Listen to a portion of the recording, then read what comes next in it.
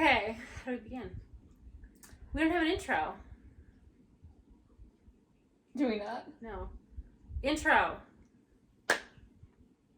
Welcome to our quaint little show. Oh, I have to get my blanket so we're both cozy. Yes, this is a cozy podcast. The name of the show is The Comedy Track. Such a solid start. Should we start over? No, keep it in. Let them see. Keep it in. Let's start. Keep it in. Hello and welcome to the Comedy Tragedy Book Club. Welcome. I'm Nicole. I am Sarah. And we are sorry.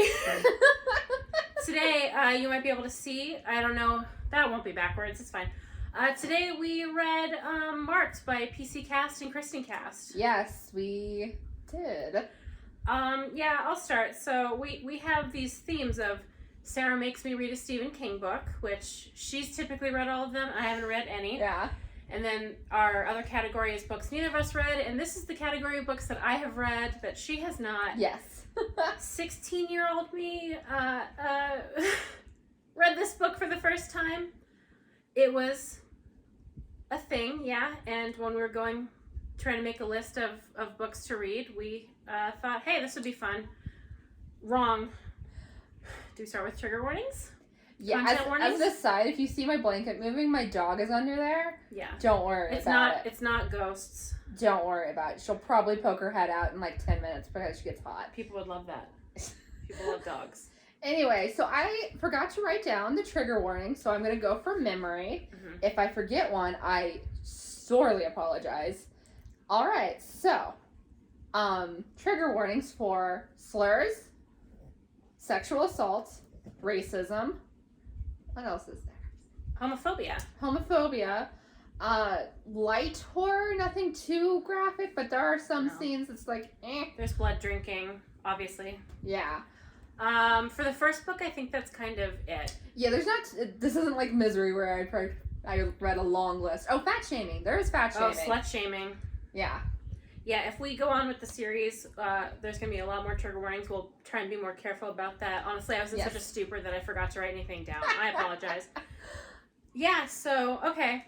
I guess, do you want to, I gotta read the synopsis to let you guys know what the show is going to be. Alright. Enter the dark, magic world of House of Night series by best-selling authors PC Cast and Kristin Cast. A world very much like our own, except here, vampires have always existed. 1 minute, 16-year-old Zoe Redbird is a normal teenager dealing with everyday high school stress. Her cute boyfriend, Heath, the school's star quarterback, who suddenly seems more interested in partying than playing ball. Okay, that sentence is grammatically incorrect. I'm shocked. Her nosy frenemy, Kayla, who's way too concerned with how things are going with Heath, her uber tough geometry test tomorrow. The next, she's marked as a fledgling vampire, forcing her to leave her ordinary life behind and join the House of Night, a boarding school where she will train to become an adult vampire. That is, if she makes it through the change. And not all of those who are marked do. It sucks to begin a new life, especially away from her friends. And on top of that, Zoe is no average fledgling. She has been chosen as special by the vampire goddess Nyx. Zoe discovers she has amazing powers, but along with her powers come bloodlust, an unfortunate ability to imprint with Heath, who just doesn't know how to take no for an answer. To add to her stress, she is not the only fledgling at the House of Night with special powers. When she discovers that the leader of the Dark Daughters, the school's most elite group, is misusing her goddess-given gifts, Zoe must look deep within herself for the courage to embrace her destiny, with a little help from her new vampire friends. I want to see my family again soon, so I'm glad that that finally ended. That was long. Yeah, it was. Also, the Heath can't take no for an answer thing is not true. He just seems like a douche. He's kind of stupid. That's his word. Yeah. That's how he remains. Just kind of stupid. Yeah. Okay. So we have notes. We have just a few notes. Yeah. Just a few I don't know if notes. you can see this, but can you? How do the makeup girls do it? That's exactly. Yeah. So, when we started this and you said House of Night, and I was just like, okay, well, House of Night's not going to be as bad as Misery. Did you say that out loud? Because I would have corrected you. No, I did not say that out loud. It was just in my internal thoughts where it's not going to be as bad as Misery. That's funny. You might remember in Misery, Cappy said that she took mostly joking notes, and next time she was going to be more serious. I feel like our roles have reversed, because this time I took notes that are just, like, so jokey. I took a lot of joke notes. My favorite joke note, and this will come up later, but I'm going to read it just because, like, there's no discussion to be had about it. So far, Zoe hates her parents, her sister, her brother, her boyfriend, rich kids, her parents' friends, girls that give blowjobs, and Sarah Jessica Parker. Now, I can't blame her for the Sarah Jessica Parker one. I'm Team Samantha, I'm sorry. Yeah. You forgot to mention her best friend. She hates her best friend. Yeah, she hates her best friend. She hates blondes. We call her E.L. James. Yeah, I have my favorite jokey note is ding ding ding girl hate. Yeah, it gets started pretty early with the girl hate, in my opinion. It's page 1, I think. Yeah, there's a lot of just like meanness to people who she deems ugly. We got a real Adam Sandler situation here. As a side note, I read part of it physically and then the rest audiobook. And I will say listening to this book is far easier than reading it, because it is just pure babble. There is mind vomit all over the page, and it's so much easier to listen to someone read it to you because it comes out more organic than when you read it physically. Unless you listen to the audiobook proper, and the reader for that is less than good. I don't even know where to begin. I guess, should we say good things? What are the good things? Okay. Do I have good notes? I don't think I have any good notes. Okay, I'll admit, anything good I say about this is going to be coming from a place of nostalgia, because I read these when I was 16, 37 years ago. And I liked it because there was a couple things in it that were, like, pretty different for the time. Like, I read, like, all the YA coming out when I was 16, which was, like, around 2009, 2010. And, like, this one had a character who was, like, a person of color, which was really, really rare at the time for, like, a mainstream young adult book. And do you remember how, like, back then it was always a Native American who was the person of color? So at the beginning I was like, oh, that's cool. And then it goes on, and like all the things they have for her being Native American are stereotypes, or really, what's a word here? What am I looking for? It's just like racist. Yes. It's pretty racist. It's very stereotypical, and They do add a lot of mysticism to the fact that she is Native American. Is she full Native American, or is she? I think she's half. Yeah, that's what I thought. I don't remember. I've noticed that with specifically paranormal and urban fantasies, when they have specifically a Native American main character, they make them half. The only other book from that time I can think of that I read with a character who was a person of color as the lead, and maybe I read more and I can't remember, is Mara Dyer, who was half, and it was very, very specific from the author. She looks white. It was a few years later, but the Kelly Armstrong spinoff from The Darkest Powers. The two titles of her two series are incredibly similar. Yeah. But like the spinoff main character was, I think, full Native American, but she does turn into an animal. I can't think of any.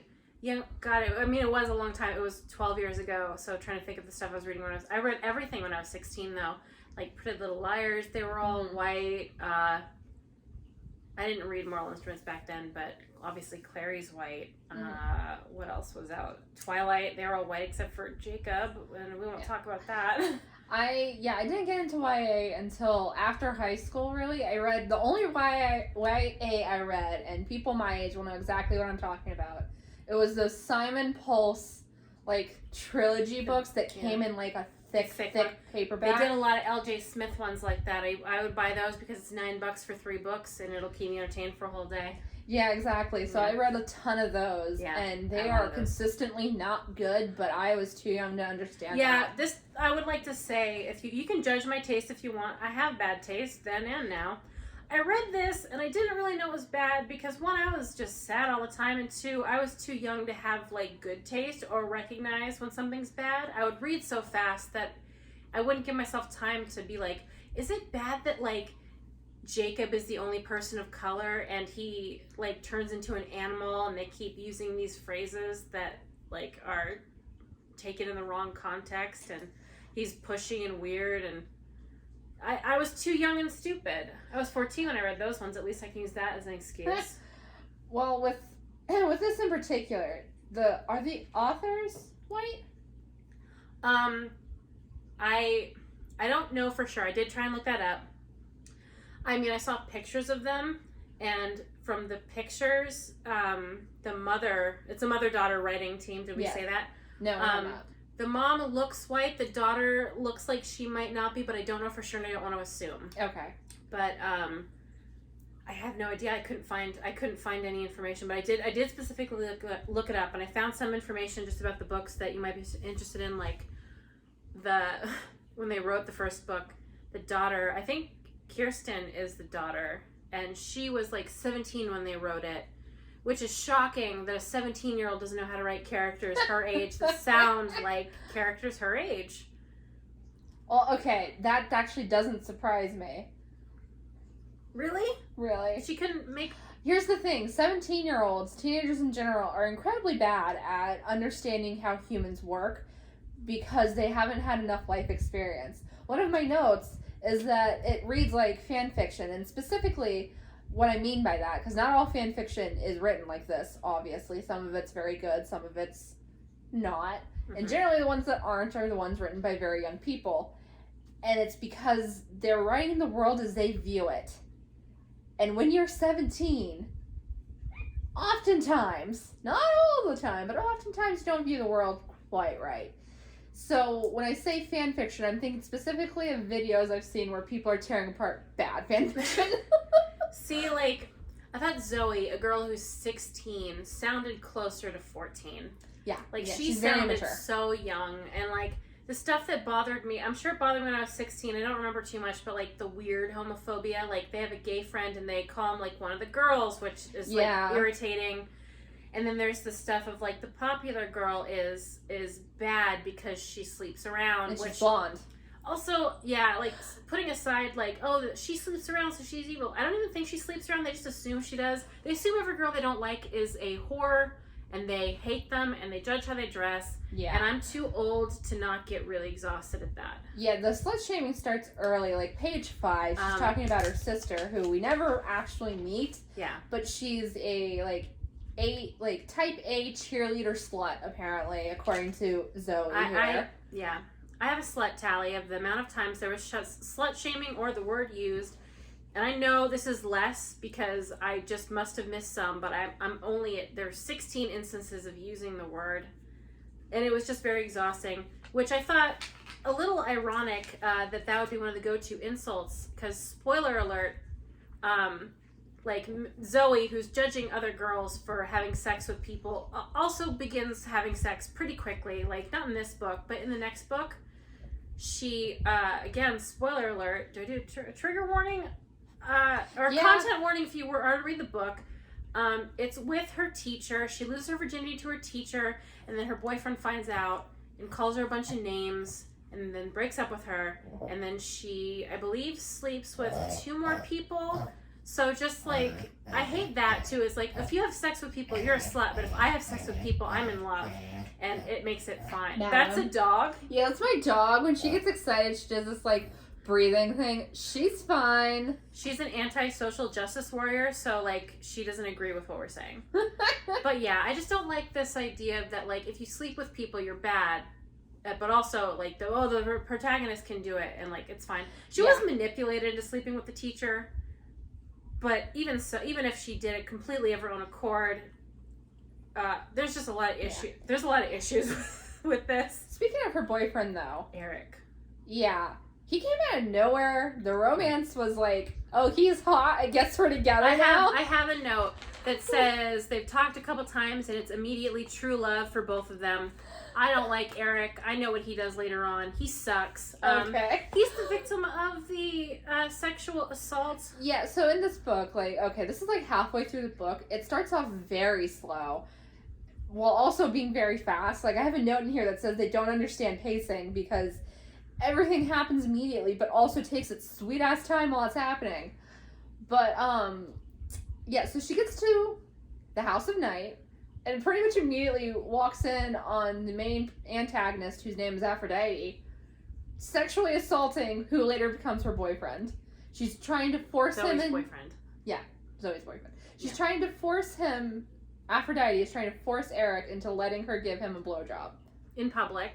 And our main character has very strong opinions about blowjobs. I have strong opinions on her strong opinion. She's very blowjob shamey, which It's just rude. yeah, it's just like she's very she hates girls who give blowjobs because blowjobs are demeaning, and clearly that's just because she doesn't know how to do it.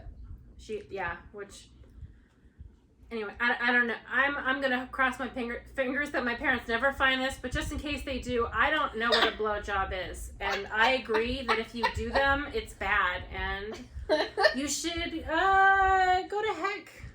Anyway, since we're talking about Aphrodite, I'll add this spoiler twist. She becomes a main character, and she's part of the nerd herd. That does not surprise me. No, I could sense that. I was into it when I was a kid because I've always liked the idea of a redemption arc. I'm a real big fan of a character who is a bad guy and them not dying and them instead becoming part of the group. I always have loved that. Yeah, I could sense that coming. I have other I don't know how many spoilers to give you because we don't know if we're gonna read the rest. I'm probably going to read them. I don't care about spoilers. Spoilers never ruin the experience for me. I never finished the series. I have all of them. They're on my bookshelf. There's 12. Not the spinoff. Not the spinoff. We'll see. There's 4 in the spinoff, 12 in the series proper, and then a bunch of novellas, which I will not read again because they were horrendously boring. And I don't know if we're going to read them. If we do, I don't know if we're going to do it on the show. It's a little hard because when we read these books, we don't talk to each other about it. We purposely don't. We haven't discussed this at all. Like we save the rants for y'all because we love y'all. We save up all of everything, and it's very hard. I'm a talky person. So to not get to text her while I'm reading live, which is one of my favorite things to do during anything. This one was harder than Misery. The Misery one, because I was bored with Misery. This one was like, I was having emotions, because like I haven't read this since I was 16, and like you're reading for the first time. You were vaguely interested before, because I remember you said you wanted to read them. I'm like, oh, if you ever read them and you like them, I'll just give you all of mine, so you stay in the family. That's when I still enjoyed YA. I've kind of moved away from YA. I'm getting there. That being said, I'm looking at my Disney young adult copy of the new Disney Twisted Tales that I bought 2 days ago. Yeah, so it's like, I was interested in them because I hadn't read them before, and I liked a lot of the paranormal YA of our generation. But, that makes us sound old. YA moves very fast. Well, it's a new trend every 2 to 3 years. Yeah, we're old. We're each in our 40s. You're gonna seriously confuse people. Am I? Yeah. Should we do the reveal that you're my mom? Yes, I had her a long time ago. I look great slut. for a 60-year-old. She didn't like blowjobs, so I'm here now. Anyway. I have to make it clear if I accidentally say slut in a jokey way. I don't use that to insult people. I just think it's funny to call a dog that, or to use it as my dear Zoe does. I'm not Speaking a bad of person. dogs. Oh. She's it's a dog reveal. She's like, why the hell did you do that? She's like, I wish you'd stop talking about this book. Go back to I don't know. What other topics? What should we go to? There's so much. Oh, so should we talk about the racism? We could casual start there. racism? We could start there. What would you want to say? Oh, I mean, there's the judgmental part. There's so much to get into with this. There's a lot. Yeah, but we could start with the racism. I knew the second she said the word Cherokee that this was going to be a ride. Yeah, I was hopeful that it wasn't good. I was like, oh, I remember she was a person of color, so it's going to be interesting to go back and see how that was handled. Yeah, wasn't interesting. Is not the word I would use now. I have a note here where she says that the moon mixed with her Cherokee heritage reminds her of barbaric times. Reminds her of times that, one, she wasn't a part of, and two, I don't know what she's trying to say there. I don't either, but that was pretty early on. I knew we were in for it. There's also a lot of comments that I'm surprised got past editors. Like there's a black girl in it who has really long hair, and Zoe said it must be a really good weave for her to have long black. And it's like, even in 2009, no one told you that was like an uncool thing to say, and you didn't have like the instincts to be like, let's not say something rude that's like so bad. And then the other one, again, commenting on her hair. Oh, this is a different person. She said this person, she specified that the girl's mixed, and she said that her hair must not ever dare to go nappy on her. Like her hair didn't, and it's just like, is that not a word that like people know? Like, don't call someone that because it's like got super negative connotations. I thought that. People got away with a lot more almost 10 years ago. Okay, but like in the remake of the movie Hairspray, which was 2 years before this book came, or no, I think like that was, you know, the Hairspray's about, right? No. Oh, okay. Real quick. It's the 1960s, and it's got like segregation stuff in it, and they have like, it's a TV show where like teenagers sing and stuff, and the main character wants to be on it, but she's overweight, so they don't like her. And then they have like one day a month or one day a week where black people can be on the show, and I won't say what they call that day, but they make Queen Latifah do an ad.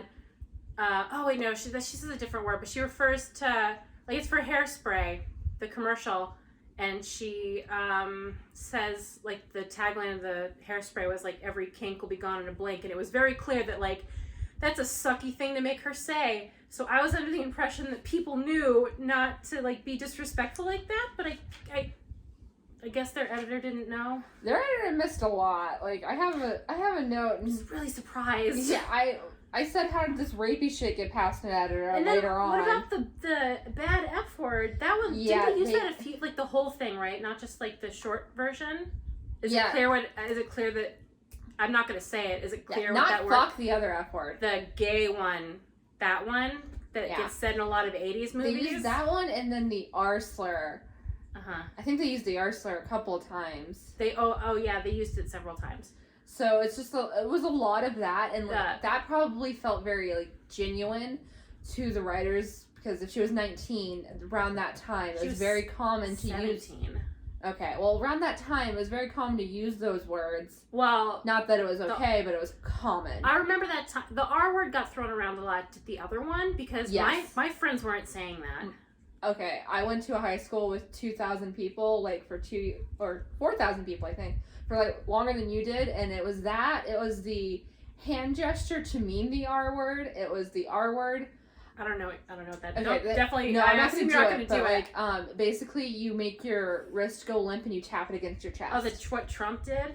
Yeah, that's what. I never saw it. I went to school in Kansas, so maybe it was a little different. It was very common in our high school, and yeah, so it doesn't surprise me that it's in here necessarily. Well, I mean, it's surprising because I wasn't expecting it. I wasn't either. After a while, I was just like, okay, so this makes sense for when she wrote it, if she was of that age. But it's the F word that got me, because like I don't remember that from when I was a kid, and I knew even at that age, if I read that, I would have been like, yeah, like that one feels like I can't believe that got in. I never liked that word. I started reading Stephen King at 13.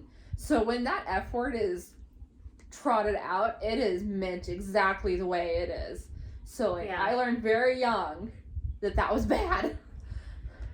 Yeah, you don't see it a lot. Mm-mm. So going back and reading books from that era of like when we were in high school, it's just like, I'm scared because I think a lot of the books on my list for us to read later on are from that era too. And like, now I'm looking at these books differently, because I would look at them on my shelf with like a fondness because I read them during a tough time, and I was reading a whole lot when I was 16 because I had to move across the country, and it was like a lot to deal with. But now it feels different. There's a lot of stuff on my list as well that I adored when I was a child, and now that I'm an adult, I will view them differently. And some of them I'm okay with. Like Misery used to be one of my favorite books ever. And I knew I wasn't going to like that one as much because I remembered certain things from when I was a kid that I knew I wasn't going to like as an adult. The other series that's on my Stephen King list that we're going to be doing is The Dark Tower. And I'm terrified I'm going to hate The Dark Tower. I know I'm not going to like the first book. Is that going to cause like issues for you emotionally if you do? Because like I remember, I'll be bummed, but I think I'll get over it. But I will be pretty bummed. For a long time, the Unbecoming of Mara Dyer was my favorite book. and then you and me reread it together. We listened to it on audio, and like the realization of this book isn't as good as I remember. / there's a lot of like unforgivable problematic things, because like I get that like some problematic stuff I think is definitely an issue. Some I kind of ignore because it's like I don't have the energy to give to being upset. And then there's just the stuff that's just like, I don't like getting awoken with these things because I'm just a very tired old lady who just wants to enjoy my stories. And the thing with a lot of books that you read 15, 10, even 5 years ago, you don't necessarily remember the little details. You remember the things that you love and the things that you hate, because those are the things that stick with you the most. So sometimes when you go back to read them, you're sitting there and you're reading and you come across something and you have a moment of, oh, yikes. I'm definitely concerned, at least with the ones that I have read before, because like if we read Dune and when we get around to that and there's like stuff that's bad in there, I won't be like, oh, like necessarily, but like with this, that I would look back at fondly. Now I'm looking at it just like, wow, there was just so much girl hate and slut shaming and sexual assault, and it always bothered me when she slept with a teacher. Like when this book is very of its times. It is very very much of its times. But one thing I will say is that it's also very, it's just vicious. It attacks and attacks and attacks. Like one of the things she says is she's talking about her parents' friends who are going to come over to try and chase the devil out of her or whatever. Get thee behind me, Satan, is a quote. Yeah, and she calls her parents' friends fat women and pedophile husbands. And that's just such a vicious thing to say. Yeah. Like, don't do that. I feel bad because like I'm hoping the next book we read we enjoy, because I don't want this to be a show that's like just us bashing stuff. I'd love to have something nice too. That's not our intent. I just want to say that like we're not doing this because it's like haha, let's like tear apart bad books or books that are like that's absolutely. If every book we read was one we loved, I would be happy. When we get to The Shining, I'm going to have a lot of nice things to say about The Shining, because I've reread that one fairly recently and I actually did enjoy that quite a bit. So I look forward to that one. I don't know if there's one I guess Blood of Elves, The Witcher. I really loved that one. So but I just read that one, so I don't know how fun it's going to be necessarily. But yeah, so like if you're bothered by how negative we're being, we are also bothered by it, and I'm severely hoping maybe we just need to pick more carefully in the future, so we have like more of an even thing of like if we think we're gonna like it or not. But we don't know is the thing. I know, yeah. I thought I would enjoy this a lot more. You thought you'd like Misery. I've been wanting to read Misery for years, and so am I just like a Debbie Downer is the question. I mean, we're pretty picky with books, but I guess that's true. I wouldn't say you're a Debbie Downer. I would just say that you have a standard, and these books aren't rising up to meet it. Yeah, it's like, are we talking enough about? Should we talk more about the like actual story? All that being said, let's get back to being negative. Okay, what I will say is I remember I read a lot of these kinds of books when I was 16, and I did think this felt at least somewhat unique. I guess I don't want to say it's like a Harry Potter with vampires, because obviously J.K. Rowling, our world's Voldemort, did not come up with boarding schools with magical people. Yeah. She didn't invent that. But I did enjoy the setting. I really like boarding school stuff. When we eventually got there, it took a long time. It did, and I don't know why it took so much setup or whatever. But like, I really enjoyed the setting. I like the mythology. I think it's cool that like when you get marked, like it's tattoos. Like I think that's interesting. Not necessarily the crescent moon. I think, but like I like that Zoe, when she like kind of upgrades, when she levels up, she gets extra tattoos. Yeah, that's for the whole series. Oh, like, okay. Because all the other vampires, all they have is they have the outline of the moon, and then when they aren't a fledgling anymore, they get it filled in. And I think some of them have tattoos like above, but Zoe's expands her whole body. I thought that was neat. Like it's different than anything I had seen. I like being kind of like locked in with the monsters in a sense of like, you are with all the magical creatures. Everything's going to happen here at home, and this is where you're stuck. And I think that that's like a cool setup. Yeah. So to give this a little structure, just because this book is all over the place, so I feel like the review will be all over the place. It's chaos. So to give it a little bit of structure, we open up the book, and Zoe's at high school, and she's talking with her friend, and the frenemy mentioned from the synopsis, they're not frenemies. They're best friends. They're They hate each other a little bit. Yeah, they're best friends, and the only reason they hate each other is because Zoe is judgmental. Well, her friend hates her because she wants to be with Heath, not Keith. Heath. But, so it opens up when they're in school and they're talking, and it's almost comical. Almost. So they're talking about Heath, and Zoe's talking about how he's been partying and drinking a lot, and she doesn't want to be with a partier and a drinker. And then she calls her friend in her head, she doesn't say it out loud, shallow, and follows that up immediately by saying she doesn't want a fat boyfriend, meaning Heath. Because he's drinking a lot of beer and not exercising. And I think that's hilarious. That's just a little nugget of who she is as a person. That's bad editing. An editor should have said she's directly contradicting. Like, how much... Because, okay, like, I get authors, like, when you're writing, you're not always careful, like, that first run of what you say, and there's a lot of contradictions and mistakes that an editor's supposed to catch to help you. A good editor would have saw that and said, you have to pick one or the other. You can't have these things contradicting each other. But they were with... What were they? St. Martin's Press, I think. Yeah, St. Martin's Press, coming out 2 to 3 books a year for 7 years, which is just amazing. These books got spit out really fast, so I'm assuming the editing wasn't great, but yeah, that's what I blame that. So immediately following this, the vampire. Oh, and since I read the start of it physically, I got the pleasure of seeing that they spelled vampire with a Y. And hating it. I hated it. I hated it so much. Magic with a K, vampire with a Y. Or CK. I see magic spelled with CK. It makes me think of Buffy, because Buffy in the opening is like, into every generation of Slayer is born, and then Giles slams the vampire book down, it's a Y, and it's like, what are you trying to communicate with this? So, the vampire finds her, and he marks her, meaning he puts the little crescent moon on her forehead so everyone knows that she's going to be a big bad vamp, and they can hate her now. She's not like other girls, guys. I can't stress that enough. She's not like other girls. So she, after she comes to, her friend's just like, "Arr!" and runs away, basically. Which is stupid, because if I found out you were a vampire, I'd only love you more. I'd just be like, sick, please turn me. That's not how it works in this world, though. No, it doesn't. Lady D from Resident Evil, I'm just running to her, just like, make me one of you. Please. So Zoe runs outside and immediately runs into Heath, and he, so this is like, did we mention there's a spoiler warning? Spoiler warning. We'll put it in the description. Spoiler warning. 3, 2, 1.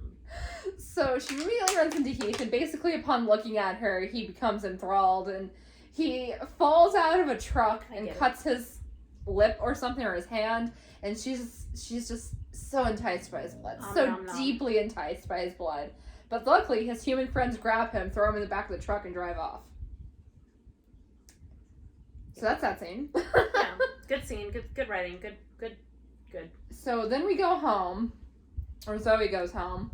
We go with her. Yeah, in spirit. Technically we do. We go home as a team. One of the things she says early on is she mentions that one of the other students, he's a nerd, and he's a guy wearing girl pants, and it's weird, apparently. So there's that. And then once she's home, she tells her mom what happened. She's like, I need help. And her mom's response is to call her stepfather, lock her in a room, and get a prayer circle going. You okay over there? Oh, it's just a roller coaster. It is. I mean, like, I wish this was fun. I wish it was funny in the book, like, on purpose. Yeah, and in this portion is when we find out she hates her brother and sister. Yeah, her sister's a slut. Her brother is worthless because he plays video games. Yeah, violent video games. Did you know violent video games make you a bad person? And you know what? I think we're all fucked then. In Stardew Valley, you go into mines and you kill innocent creatures who didn't do anything to you. And you use their goo to make a hut that gives you more goo that you give a wizard who hates his wife. And he gives you little goobers to collect the crops against their will on your farm. So, at this point, I've skipped so many of my notes because... How do we even begin with these? We have no structure. Let's just go, I guess. So, I've mentioned a few of these things. Oh, yeah, she also says that she... Okay, Zoe, who doesn't like Kayla because Kayla is shallow, mentions that she likes standing next to poor kids because they make her look good. I wish we had sound effects on the editing so we could just like one day. Yeah, I mean, I have a note. Just one. Very compelling but immature. Like, yes. When I say compelling, I mean like I have a belief that like no idea is a bad idea if done right. And like the idea of this isn't terrible. Like you get marked as a vampire and you have to get spirited away. Yeah. To quote the video we were just watching. To go to this school where they're going to teach you how to be a vampire, and you could just die at any time between now and when you get picked when you're 16, so it's like 16 to like 18 or 19, and you can just randomly die if your body can't take to it, which is like cheap stakes but still stakes. Oh yeah, I have questions for, like, you said you don't care about spoilers? I do not care about spoilers. If you care about spoilers, cover your ears. Why are you here? Why? Cover your ears if you don't like spoilers. So my last note on here is ask Sarah if she assumes one of the friends is going to die. Like, did you assume that? The friends are so... I didn't think about it, to be perfectly honest. Because there's so many friends. Yeah, there's a lot of them. Their personalities blended together because they were all shoved into the last 100 pages of this book, roughly. And, one thing... I thought the roommate was going to get in trouble. Stevie Ray. Yeah, I thought she was going to be put in peril. But otherwise, I didn't think about the friends because they're just... It's like a revolving door of friends for a little while. There's a lot of friends, yeah. And then, again, Aphrodite eventually becomes one of the friends. And Eric kind of goes away because he breaks up with Zoe. And then he doesn't really matter anymore. He graduates and goes away. And then a new guy comes in. And then Heath kind of becomes more a part of it. But do you care about spoilers for yourself? I do not care. Okay, cover your ears. Do it. Cover your ears. Okay. Stevie Ray dies. Okay, but there's more to it. This thing happens. I can't remember it very well, so I'll explain it as best I can. Her body can't take it. She dies. But they find a way to bring her back as a different kind of vampire, and she comes back as a full vampire, even though she's too young. And her marks are red instead of black. Okay. And if you look at the covers of the books going on, Stevie Ray will be on one of the covers with the red. And also, she eventually gets together with a bad guy, which is, like, good. They convert him. I love that. Okay. We stand enemies to lovers in this house. But yeah, she dies. I think one of the other friends dies. I think, you know, the girls that they call each other twin, even though they're not related? Yeah. The black one dies. Okay. Which I don't know any of the friends' names except for Stevie Ray. So I apologize for not knowing her name. I'm pretty sure she dies. Then a character named Stark comes in and he also dies and comes back as the new special vampire. She's still dating him, I think, when the series ends. And in the spin-off with only 4 books. One thing I want to point out, this is just a nitpick. This whole 12-book series takes place, I think, over like less than a year. Because the spin-off says that it's about 2 years after this one started. This is 12 books, which I just think is poor planning. It's a lot to deal with. I don't know. I don't like that. But, like, I guess you can't avoid this one did just take place over, like, a week. It's very, very, very fast. It's strange because, like, of course over 12 books stuff happens, but I do like that, like, Aphrodite gets redeemed. She turns human. Oh, okay. And then Stevie Ray becomes a different kind of vampire, and then the boy, and, like, a lot of stuff happens naturally, again, because you have to have stuff happen. But yeah, I thought it was interesting when I was a kid and I read it. I never finished the series. I think I read up to 10 and then I stopped. So, like, the last 2 I haven't read. And I don't know if we're going to get there. I don't know what's going to happen. Like, I don't know if we should do it for the show or we should do it just for ourselves. We'll figure it out. But yeah, we'll figure that out. But, alright, so... Yeah, do we have more? Yeah, so at the beginning she's sick. So when you're marked, you get sick, or you get sick before you're marked. She was coughing before the vampire found her. So, they didn't really talk about how she was feeling other than, like, emotionally. And by emotionally, I mean she was pretty angry. Just constantly angry. Her prime emotion is anger. But, physically, they did not talk about how sick she was. They talked about how much she was coughing, and a couple of times about how much snot was coming out of her nose. So it just kind of sounded like she had the flu. Yeah, you know why she was sick, right? You like, obviously that got explained and stuff. Yeah. I think it was just supposed to be that her body was shutting down. Okay, when your body shuts down, I don't know, like, there's more going on than you're coughing and, like, mucusing. Sarah, I think you're asking too much of this book. Okay, that's a small ask. To have vivid descriptions of, like, the Not- grotesqueness of okay. your body shutting down. You can talk about pain, stomach pain, head pain. You can talk about eyes being like Sarah, your vision's blurry. for You can't every- talk. There's so many For every things you can sentence do. talking about how she feels, that's one less sentence about how hot Eric is, or how... She barely even talks about that. That's true, he's really... Or like how much he comes in and that's it. Yeah, he's boring. Eric is so... His last name's Knight. Eric Knight. Eric with a K. Like, you're the Phantom of the Opera. Oh, How dare you?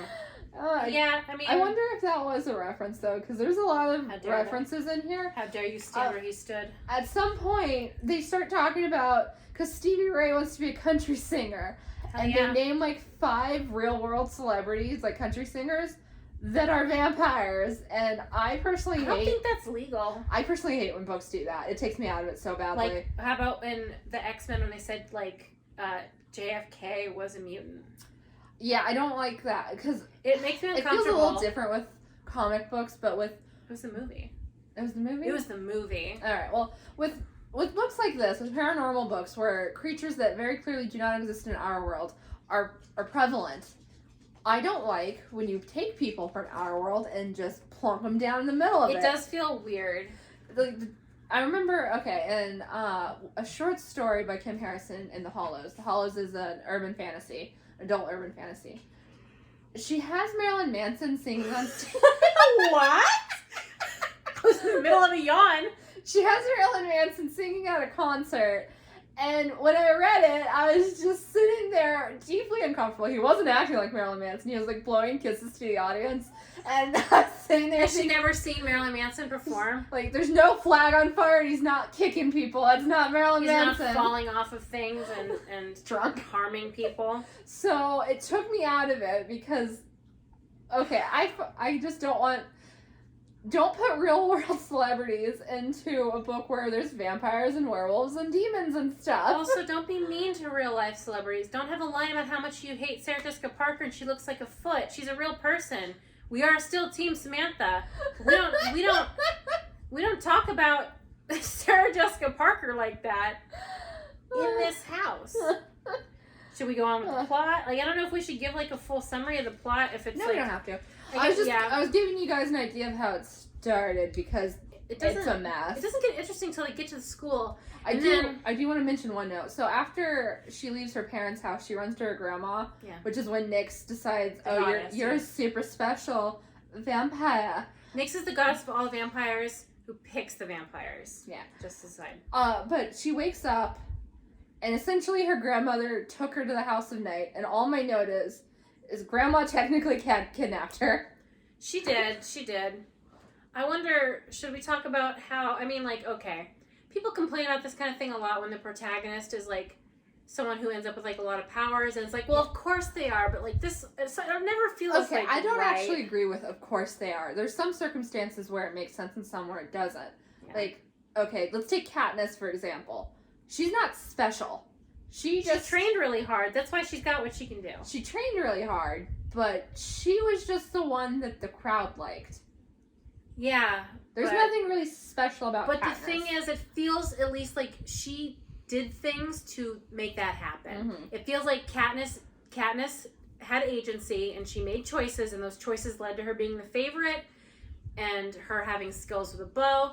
This is, I'm going to touch your forehead, I'm going to boop you, and you have all the elements, even though that doesn't ever happen. Yeah. And then you magic, it's like, why would you pick? She's wise beyond her years, except she isn't. If she literally... They say that, and I was so deeply bothered. If she was a character who was wise beyond her years, like, it made sense for her to get picked, but she acts like a 14-year-old, and I'm supposed to believe this goddess picked a little child to save everybody when, like, the only reason she wins is because she's the protagonist. She has plot armor, and it's like, it's not...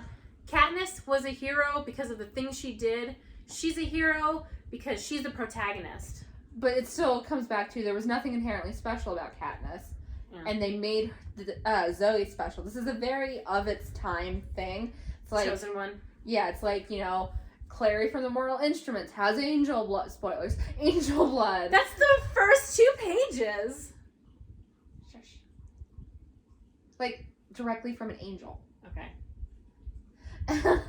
And then, like, she was blessed by a goddess, and then, you know, that makes her super special. It's very of its time, but you're the weird one. You're different, because back then it was very popular to be not like other girls, and now it's not, essentially. Yeah, I think that's just... It's hard to pick a book where it wasn't, like, a little bit chosen one. I will also say that when I was a teenager, I did want books where they weren't special, and if, like, I have to assume other people did as well. Did you? Sometimes that's what The Rest of Us Just Live Here by Patrick Ness is about. Oh, okay. It's like a world where there's a lot of superheroes, and it's about the kids that aren't. Okay. Which I do think is, like, for me, I think it's more interesting sometimes to be in the head of the person who's, like, hero adjacent. Mm-hmm. The problem with that being editors and publishers don't like that. They think it's boring, even though readers do like that. I find that oftentimes readers, like, really, really love those characters. Because the thing is, like, when you're reading about a hero, you daydream that you're the hero, but you are the side character, you know what I mean? Like, you can daydream about being Barry Allen, but you don't have powers, so you are, like, Iris. Yeah.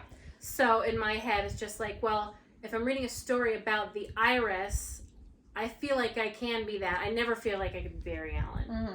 I don't run fast. I don't have all the element powers. I can't shoot a bow. I wish I had kept a tally of the number of times no other fledgling has had this came up.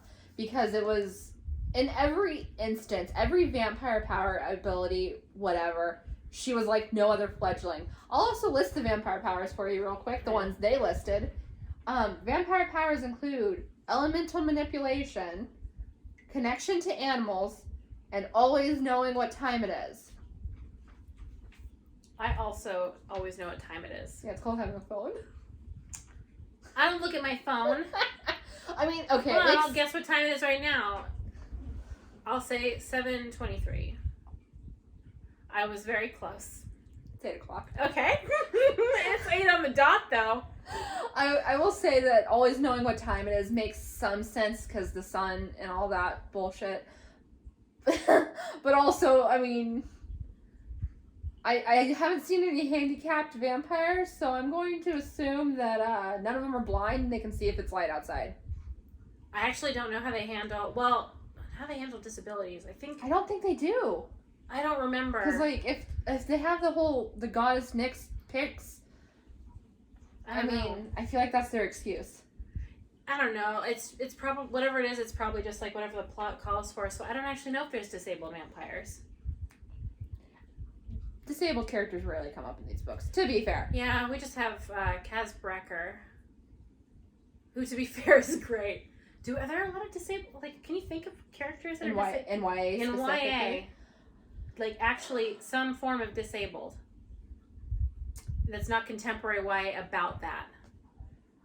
I can't think of any in YA, honestly. Is it just Kaz Brecker? Yeah. It can't be. That's the only one I can think of.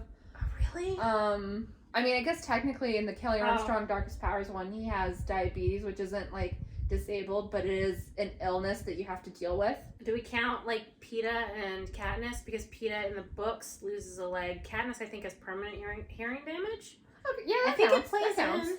But, like, I guess that's not really a thing. I think it's easy for authors to just be like, well, we won't worry about that because it would be too much work to deal with a disabled character. There's the Sarah J. Maas thing. I haven't read those books, so I feel like I can't speak I haven't read them either. I just know what happens. Is he for sure get healed? Like, I think so. I think so.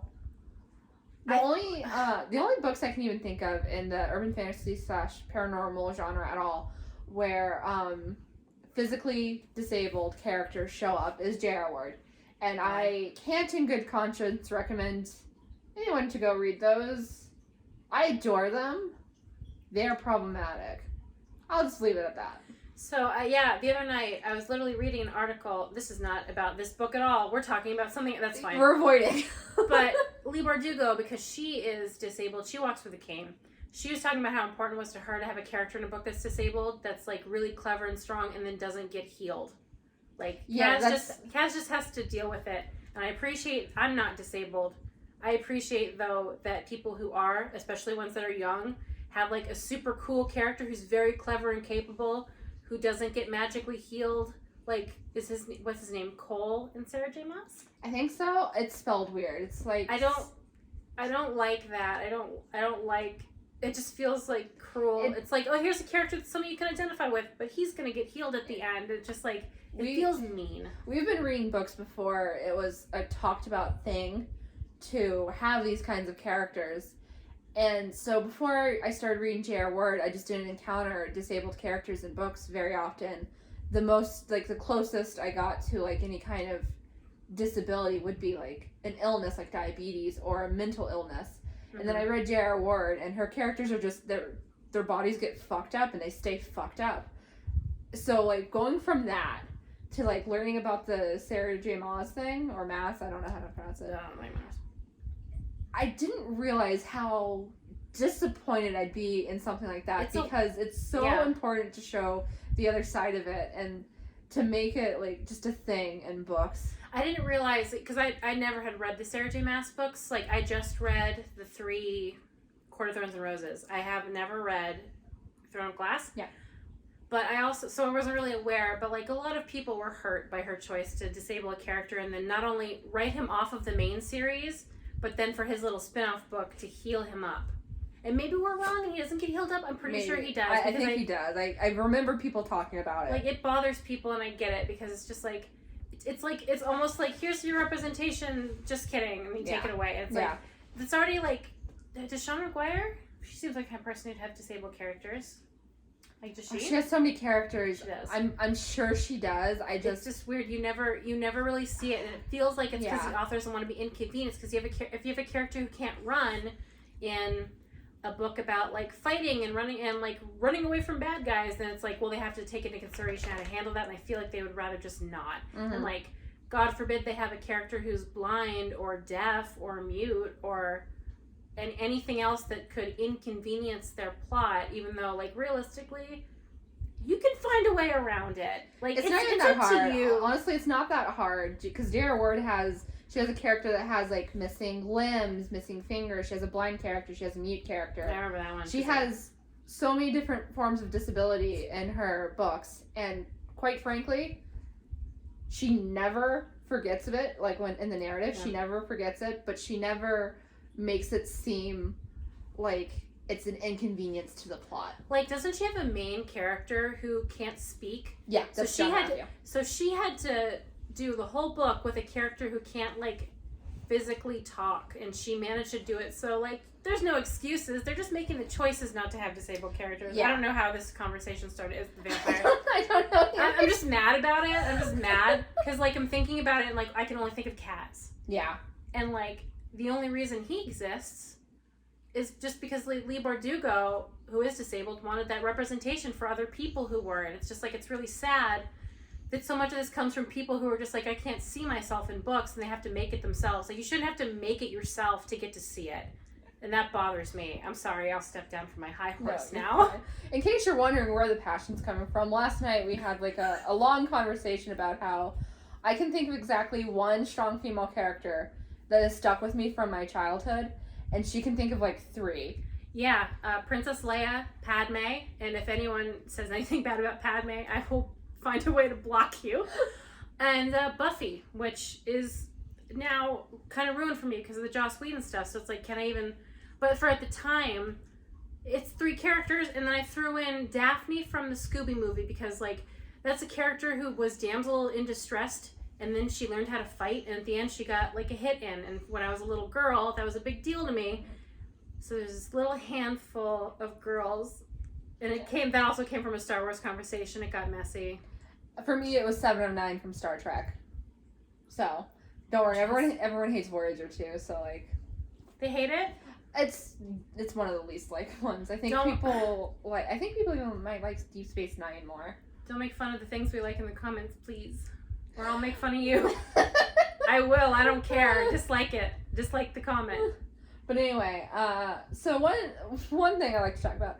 I think I remember many years ago, we were at Barnes & Noble, and I plucked House of Night off the shelf, and I, for some reason, read the author, just like the bio. And I think it mentioned that they have pets, like a lot of pets. Mm-hmm. I felt that in this, because cats came up a lot. Yeah. Nala. Yeah. Nala the cat. She has a pet cat. A magic cat. Because cats have always been aligned with vampires. Yeah.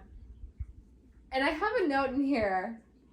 Okay, I'm going to warn you guys now. Whenever there's an animal thing, I'm going to mention it. Yeah, she's going to mention it. She's going to mention it a lot, and you're going to learn something, and that you don't have a choice. So my note is that cats have all this importance in vampire society, and yet the school, who worships cats basically, feeds their cats Friskies. You couldn't have picked a worse cat food. Don't they have raw food diets for cats? They do. Yeah. If you get them on a raw food diet as a kitten, it's better for them for sure. Like, adult cats are finickier, so it's harder to get them on that kind of diet. But, like, you couldn't have looked up a better brand. How would you feel if I told you that in book 7 it turns out Nala was a person the whole time and she becomes a person and, like, her and Zoe have a thing? I'd say it's even worse to feed her Friskies. Okay, it's just not. I wish it did. There's never gay stuff, and when there's a gay. Charmed. Yeah, do you remember their familiar? She was a Siamese cat with, I think, crossed eyes. Did you have sex with it? No, it's a woman. Like, at some point in Charmed, the cat disappears, and instead of quietly never mentioning her again, they bring her back in a later season, and it turns out because she was such a good familiar, she got turned into a person, and she needs help, so she goes to the sisters. Fun fact! I didn't ask to know that. Anyway, I was complaining about the lack of gay stuff in these books of this time because I made a joke about the cat being a girl and her. They never have. The only time they have gay stuff is like when they have the boy who's gay who is like he's one of the girls, and it's very contradictory with him too because they treat him like one of the girls, but also he's not like other gay guys. He doesn't want girly boyfriends. Yeah, heavy quotes. Is that a stereotype that gay men like to date other men who behave? Basically, he's not your typical gay because he's more masculine. And then later they're talking about lesbians, and they say that lesbians are just party girls that are looking for men. And they think being a lesbian and making out with girls will attract them. So... Are there now here's the question for books of this time, were there ones where the lead was gay or even just some flavor of LGBTQ? I can't think of anything. Really? Not even like I can't, because I feel like a lot of the time when they want representation, they'll have the character be bi, but only in like a passing comment. I can't even think of that. Really? Yeah. I can think of not of this time. When did Six of Crows come out? Do you know? That was like 2014, 2015. Okay, so like after, yeah, 3 years after we graduated high school, because Nina is bi. This is Leigh Bardugo, the only person doing representation. Shortly after we graduated, there's like Simon, what is it versus called? the Homo Sapiens Agenda. That book. That one, yeah. I don't like. I can't think of like paranormal that had. Yeah, it's mostly contemporary because then you can make the story about how they're gay as opposed to just letting them be gay in a story that's an adventure. I'm glad that's not really an issue lately. No, like if you want, oh my god, I'm reading Gideon the Ninth. It's incredibly gay, so funny. I love it. Highly recommend. I don't know if it's a young adult. I'm reading Summer Night by Jim Butcher, and it's not gay, and I'm sad. Do you think Jim Butcher was going to do a gay book? No. Okay, I'm just making a joke. I thought you went in thinking, and I was just like, you told me about this book. Summer Night's the 4th book. This is shortly before the only gay act I can think of in any of his books is a vampire woman raping her sister to death. Okay, we're going to circle back to that real quick. Why are you reading... Wait, you're reading the Jim Butchers? I'm curious. No, you're what? You just sold all all your Jim Butchers because you were done with them. Yeah, and I was right to do it. Then why are you still reading? I'm curious. You're curious I'm how reading much in the library. Advil. You're curious how much Advil you can go through in 2 weeks. I I wanted to see basically if I was right. And so My live reaction to a friendship betrayal. I wanted to see if I was right to get rid of them, and I dislike them greatly. You wanted to see if it was you were right to get rid of them when you know at this point they're irreplaceable. Yeah, I had hardcovers of the first 4 books. Why? What's the best thing that could come from that? That I'm right, and I am right. This is what she has to do. We'll circle back. What was the thing you said before this? Okay, so there's 3 I believe, vampire courts, and one of the courts is basically succubi and incubi. And there's this. He puts a lot of emphasis on love in this. So basically, it's the first time you have sex as a succubus or an incubus, you're in love. It kind of frees you from the hungers of being a vampire. And if you don't, then you're constantly, you feed yourself off of sex with people you don't love. Because if you have sex with someone who the last time they had sex was in love, it burns the incubus or the succubus. So I don't remember exactly what happens, because I haven't gotten to that book again yet. But essentially... No, keep going. Essentially, there is a female vampire, and they're fighting her sister who betrayed them. And she gets hurt, and then... her sister is defeated, and she decides she's going to get her energy back by raping her to death. I wish I could go back in time several minutes and never learn this. Yeah, it's bothered me for years. That's awful. Yeah, that's wildly awful. Oh wait, no, there is other gay representation. Other gay representation. Yeah, it's only girls though. There's Justine, who is he describes her purely as a crazy woman in the first few books. And later on, she sleeps with a woman so that she can have sex with Thomas, who is an incubus, but he loves her, so he can't have sex with her 2 times in a row without burning himself. So she has sex with other people so that she can then have sex with him. Why are you making the choice to read these? Why are you doing that? Because I got nothing else to read. Sarah, I'm going to level with you guys. She's got a lot of physical books that she hasn't read. She has a lot of books.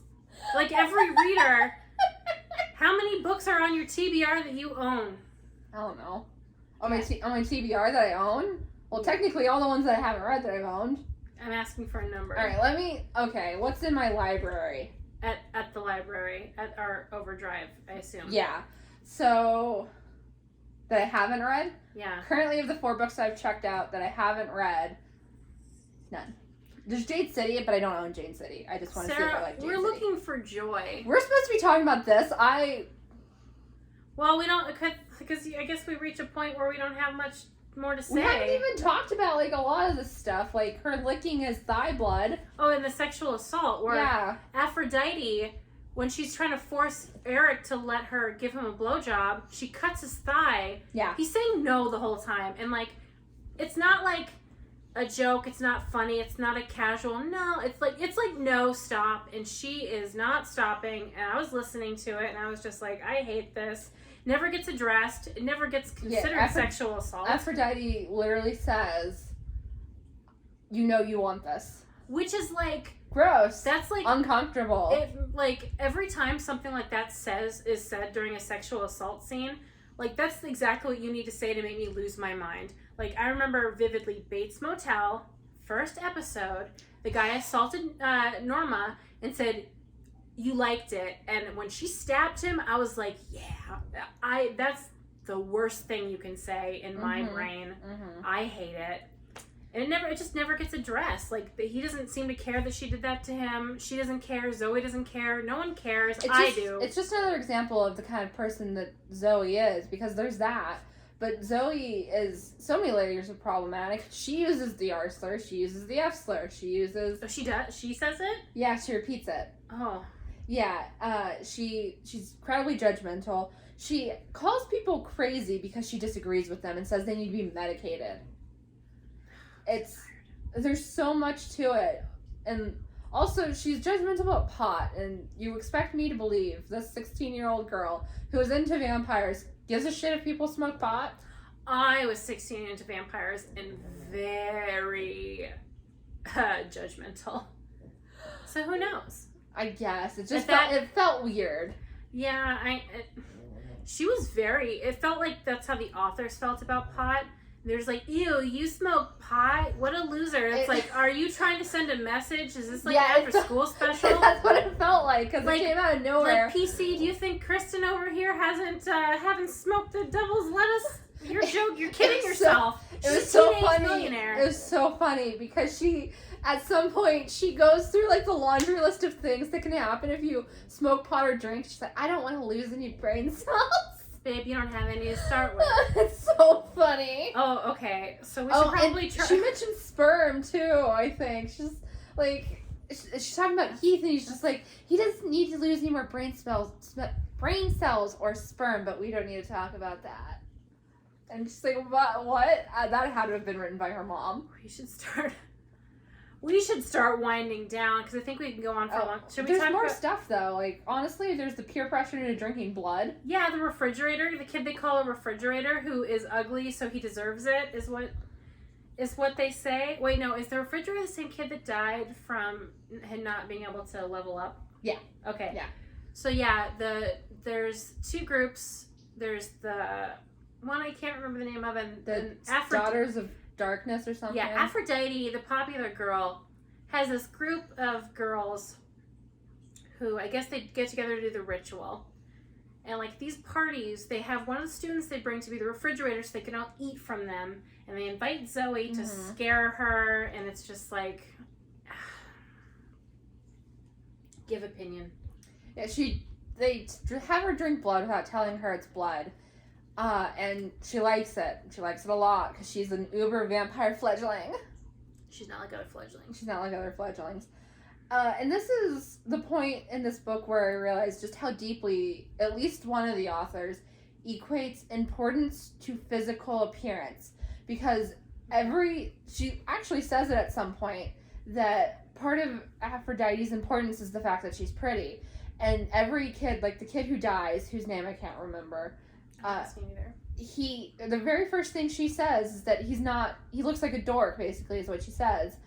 And then later on, when he's dying, she's just like, he's dead, his ghost is haunting her, and she says that he looked as bad in death as he did in life.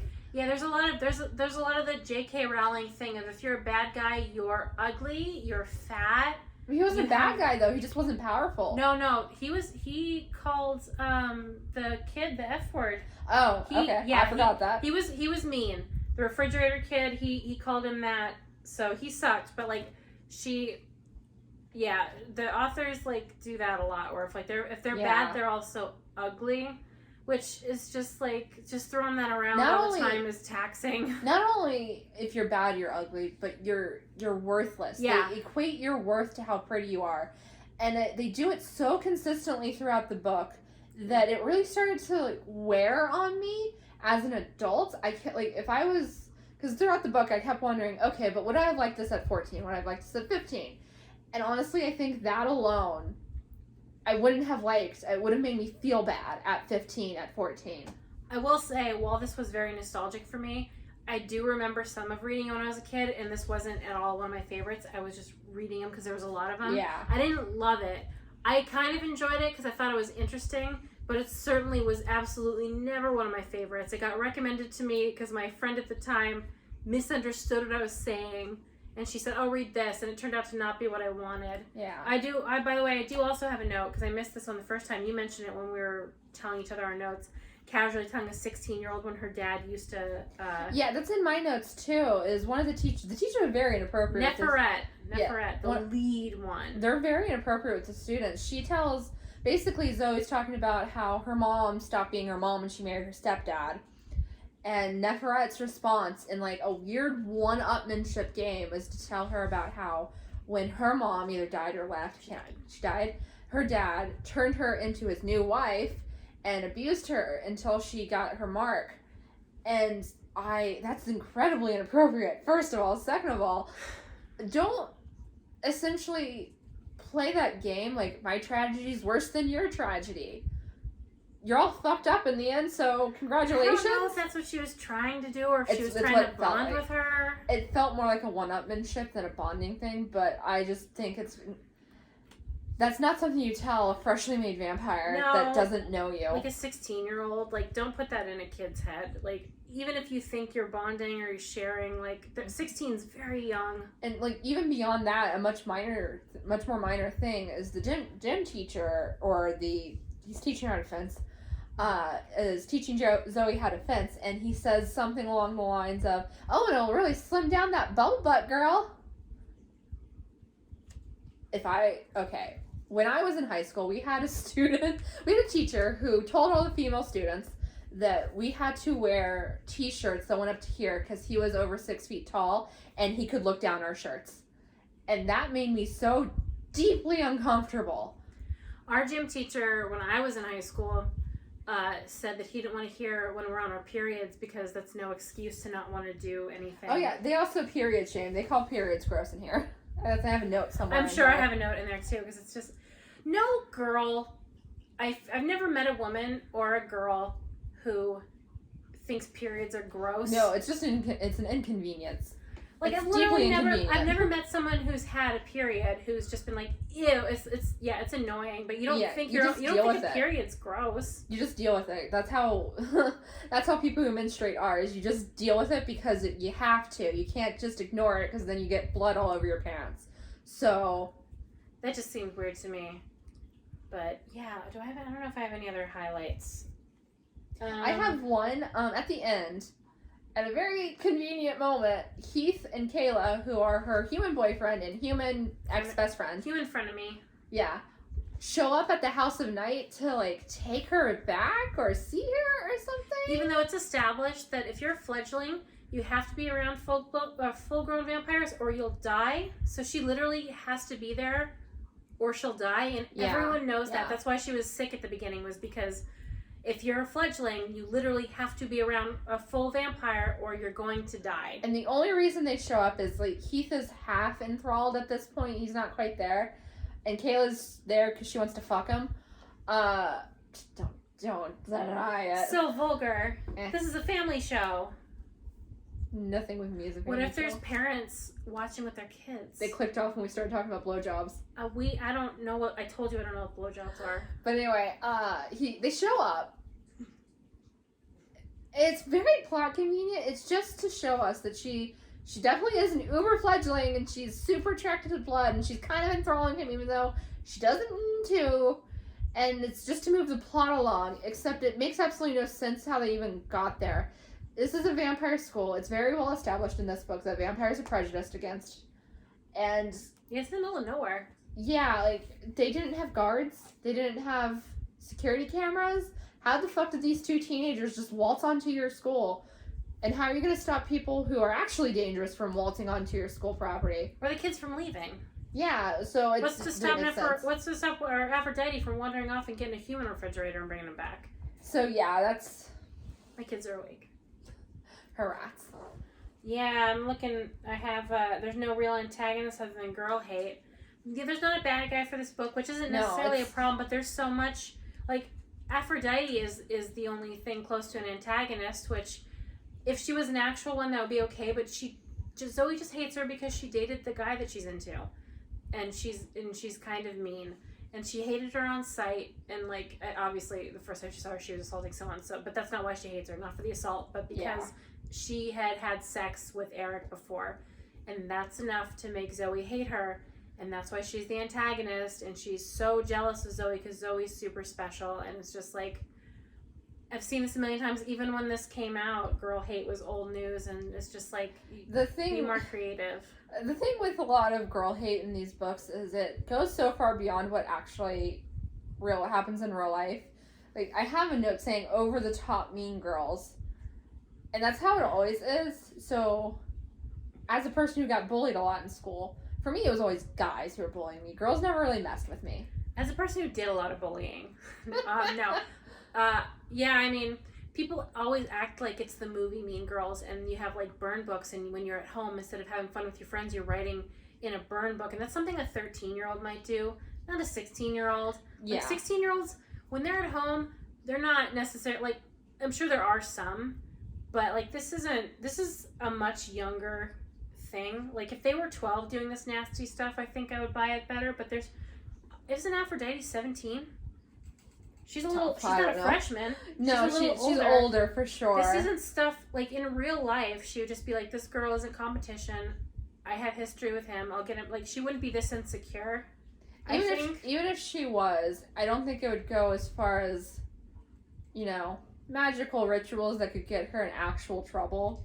Yeah, like, I don't know. It's just, that's the thing. A lot of these books, they're cartoony because they feel like they need to spoon feed the audience what's going on because they don't believe they're smart enough to figure it out. It's like, we have to have them be cartoony villains for you to understand they're bad. It also gets to a point a lot of time with these, like, mean bully characters where, with girls anyway, the girls do, like, actual assaults. They attack, and then later they don't care. I don't know if you understand how human beings work. I finally deciphered one of my notes down here. This is a small one. Eric is considered a dork for liking Star Wars, and he only likes the originals. He hates the prequels. God, Eric, you're so special for hating the prequels. Look at you, all original. He's an incel. I don't respect people who hate the prequels because every time they say why they hate them, it's always dumb reasons, and the reasons they like anything in it is dumb too. That feels like very, not even of its time. It feels late 90s kind of nerd. Well, so, you like Star Wars.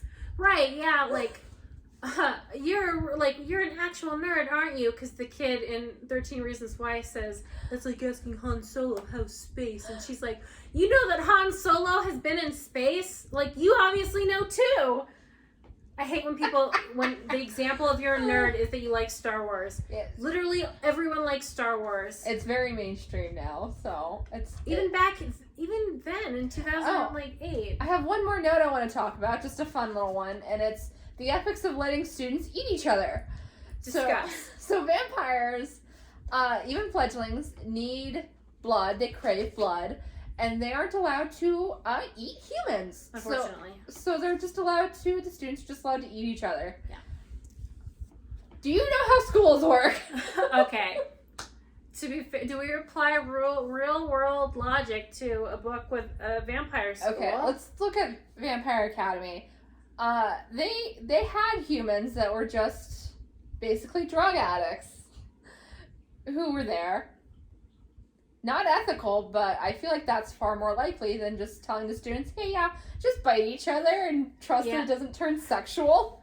I just think the book's sloppy. I think it just needed an editor. Yeah, I think a lot of these problems lead back to not having proper editing, and like you had a 17-year-old co-write this book with her mom, like, and it feels like it. Yeah. So in conclusion, this has been marked by PC Cast and Kristin Cast. Next time we will be reading Rebecca by Daphne du Maurier. Yeah, I'm really hoping I like it. I already know all the spoilers. I haven't read it. Neither of us have read this one, but I already know all the spoilers. My biggest concern is I won't connect with the writing. Yeah, we're gonna listen to it on audiobook as we typically consume these. So we'll see. I'm hopeful that I'm going to enjoy it because I really need an episode where we like stuff. Because, I know what our list looks like, and there's a chance we got a while to go, and, like, We'll get there. Yeah, we'll get there. Anyway, thank you for being with us for an hour and 15 minutes. Until next time. Yeah, until next time, this has been the Comedy Tragedy Book Club. Go read a book.